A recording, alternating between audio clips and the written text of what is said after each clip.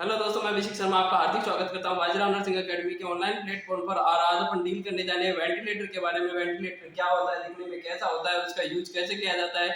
तो वीडियो अगर पसंद आए तो लाइक शेयर सब्सक्राइब जरूर करें और बेल आइकन को प्रेस कर लें ताकि इसी तरीके की जो भी प्रोसीजर वीडियो का नोटिफिकेशन है वो आपको टाइम टू टाइम मिलते रहे। वेंटिलेटर ये आपको दिखाई दे रहा होगा, वेंटिलेटर है। वेंटिलेटर मैक्यूट का एक वेंटिलेटर यहाँ पर आपको दिखाई दे रहा है। यहाँ पर वैक्यूम का वेंटिलेटर को स्टार्ट करने से पहले सबसे पहले आपको यहाँ पर दो पोर्ट होते हैं। एक जो पोर्ट होता है इसकी जो ट्यूबिंग होती है, इसको व्हाइट वाला ट्यूब होता है, इसको ऑक्सीजन से कनेक्ट करना होता है। यहाँ पर ऑक्सीजन पोर्ट से इसको कनेक्ट करना है।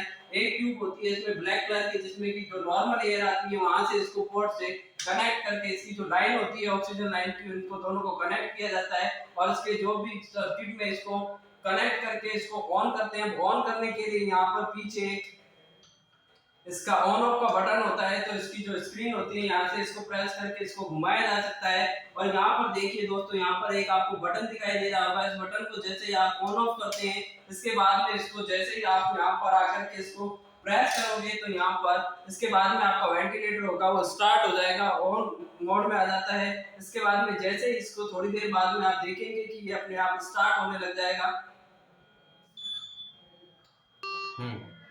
ये वेंटिलेटर है आपका स्टार्ट हो चुका है। इसके बाद में पूछता है do you want to pre use checkup. अगर आपको प्री यूज चेकअप करना है, जब भी वेंटिलेटर को अपन पेशेंट से अटैच करते हैं तो उससे पहले इसको कैलिब्रेशन की नीड होती है। तो कैलिब्रेशन करने के लिए इसको आपको यश करना होता है यहाँ से। उसके बाद में यहाँ पर कैलिब्रेशन होगा वो स्टार्ट हो जाएगा। इसके बाद में यहाँ पर आपको देखने को मिलेगा कि प्री यूज चेकअप होता है वो अपने आप स्टार्ट हो जाता है। अब ये बोल रहा है कनेक्ट करना है ट्यूब को बिटवीन इंस्पायरेटरी और एक्सपिरेटरी इनलेट के बीच में। तो यहाँ पर आपको वेंटिलेटर में expiratory and inspiratory and expiratory यहाँ पर दो नजर आएंगे। तो एक्सपिरेटरी वाला है, एक इंस्पिरेटरी होता है, एक एक्सपिरेटरी होता है। इन दोनों के बीच में कैलिब्रेशन ट्यूब से आपको जब भी कैलिब्रेट करते हैं तो उससे पहले आपको इसको एक्सपिरेटरी और इंस्पिरेटरी में दोनों को लगा करके यहाँ पर कैलिब्रेट किया जाता है। तो जैसे यहाँ पर आप कैलिब्रेशन के लिए दोनों पोर्ट को कनेक्ट करते हैं, उसके बाद में यहाँ पर वापस से ओके करोगे तो यहाँ पर देखने को मिलेगा कि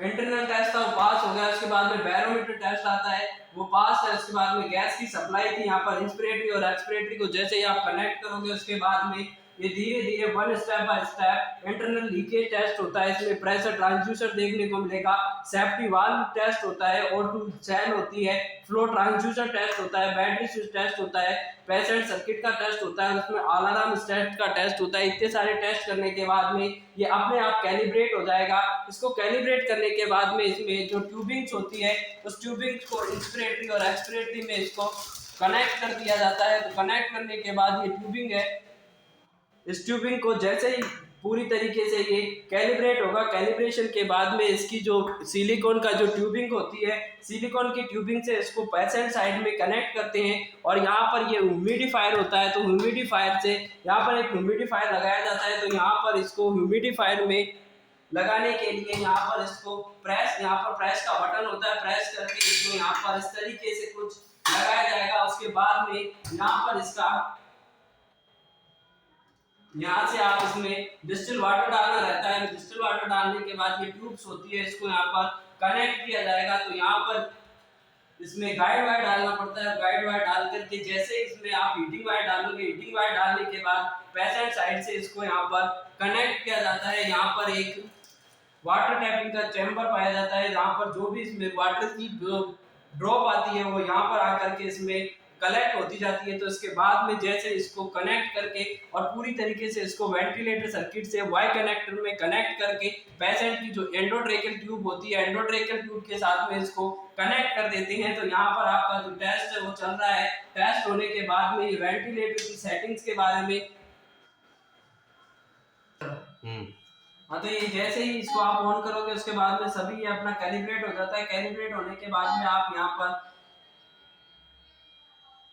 वॉल्यूम कंट्रोल होता है। यहाँ पर जो मोड्स आपको सेट करना है वेंटिलेटर के लिए, जो भी आपको मोड सेट करना है वहां पर आप जा करके यहाँ पर मोड वेंटिलेटर के मोड सेट कर सकते हैं। तो यहाँ पर देखिए जैसे ही मोड सेट करना है, यहाँ पर वॉल्यूम कंट्रोल मोड दिखाई दे रहा है आपको, प्रेशर कंट्रोल मोड है, PRVC है, प्रेशर सपोर्ट सी पैप वाला मोड है, वॉल्यूम सपोर्ट मोड है, SIMV plus PA support mode है, SIMV PA support mode control mode है, SIMV PRVC plus pressure support mode है, बाई वेंटी और APRV मोड है। तो यहाँ पर आपको जो भी मोड सेलेक्ट करना है उस हिसाब से आपको मोड, जिस हिसाब से मोड रखना है, जो मोड आपका दिया गया है वहां पर आप कोई भी मोड सेट कर सकते हैं। तो जैसे मैंने सेट किया है कि वॉल्यूम कंट्रोल मोड। उसके बाद में देखते हैं यहाँ पर इसको दिखाता है स्क्रीन पर कि टाइडल वॉल्यूम अब आपको कितना सेट करना है। तो टाइडल वॉल्यूम सेट करने के लिए जितना भी बच्चे का वेट है उसी हिसाब से यहाँ पर टाइडल वॉल्यूम सेट करना है। तो यहाँ से जैसे ही आप यहाँ पे क्लिक करोगे उसके बाद में यहाँ से आप जाकर के ये ग्रीन वाले बटन से आप इसको प्लस माइनस कर सकते हैं। जितना भी आपको टाइडल वॉल्यूम देना है आप उस हिसाब से यहाँ पर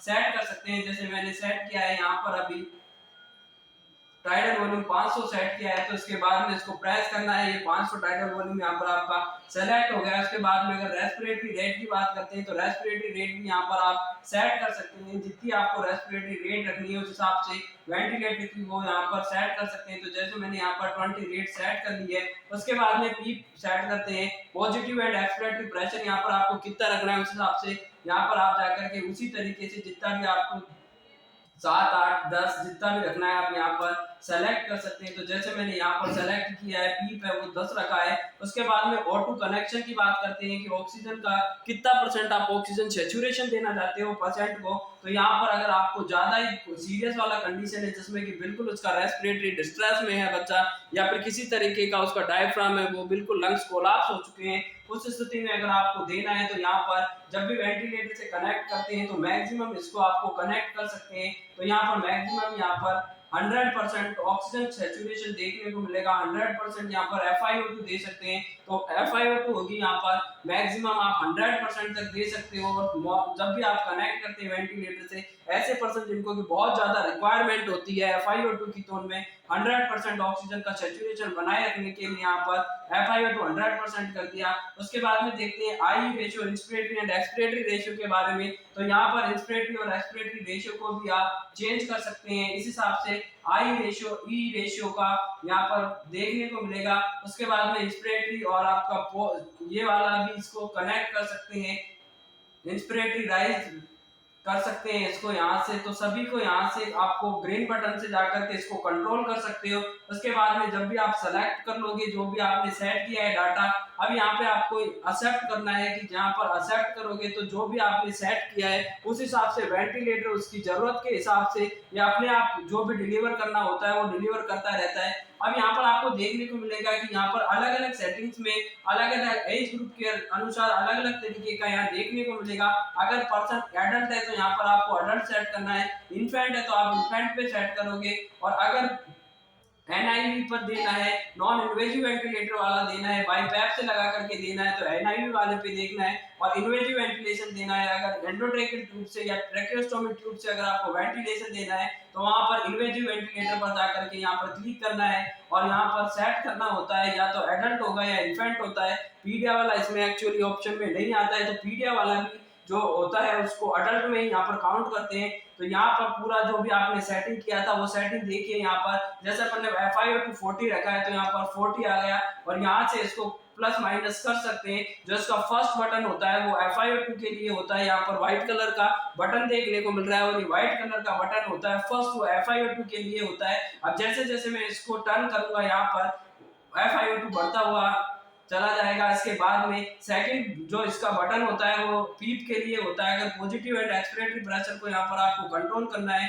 तो आप डायरेक्ट यहाँ से भी जो सेकंड बटन होता है वहां से इसको कंट्रोल कर सकते हैं। थर्ड जो बटन होता है वो रेस्पिरेटरी रेट के लिए होता है, जितनी आपको रेस्पिरेटरी रेट सेट करनी है वहां पर जाकर के, और उसके बाद में अगर आप इसको कम ज्यादा करना चाहते हैं इसमें तो यहाँ से इसको थर्ड बटन से इसको कंट्रोल कर सकते हैं।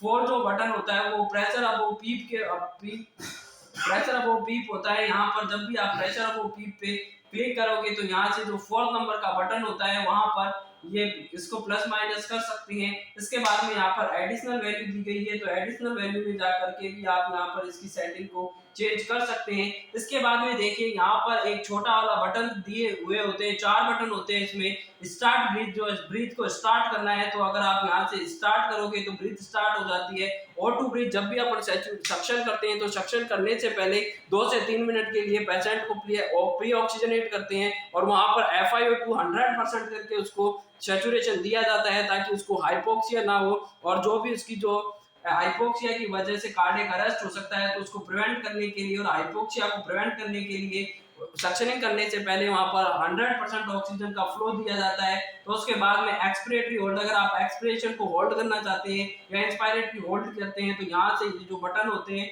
वो जैसे ही अगर आपने ऑटो ब्रीथ का यहाँ पर आप बटन को प्रेस करोगे तो यहाँ पर इसका बटन प्रेस करने पर यह वेंटिलेटर जैसे ही पेशेंट से कनेक्टेड होगा तो ये जाकर के FiO2 100% 2 मिनट के लिए FiO2 100% डिलीवर करने लग जाता है। तो यहाँ पर ये पूरी तरीके से यहाँ पर इसका अलार्म होता है। तो यहाँ पर अलार्म कॉइल होती है, यहाँ से अलार्म को साइलेंट किया जाता है। इसके बाद में जैसे ही पूरी तरीके से इसको वो होगा, इसके बाद में इसको स्टार्ट वेंटिलेशन पर करना है। और जैसे ही आप स्टार्ट वेंटिलेशन करोगे ये जो भी आपने सेटिंग डिलीवर की है वो उस तरीके से उसके बाद में जो भी आपने सेटिंग सेट किया है उसके हिसाब से ये डिलीवर करने लग जाता है। तो जैसे अपन ने सेटिंग सेट किया था 60 FiO2 पीप 10 था, रेस्पिरेटरी रेट 32 और 16, प्रेशर ऑफ पीप ये इस हिसाब से पेशेंट में लगातार कंटिन्यू यहाँ पर डिलीवर करता रहेगा।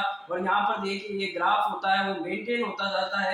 यहाँ पर आपका जो ग्राफ होगा प्रेशर वो पीक का है, यहाँ पर रेस्पिरेटरी रेट 32 है इसका है। और इसके बाद में IV रेशियो MV का जो ग्राफ आता है ये चलता रहता है। और यहाँ पर अगर वीडियो पसंद आए तो लाइक शेयर एंड सब्सक्राइब जरूर करें, बेल आइकन को प्रेस करें।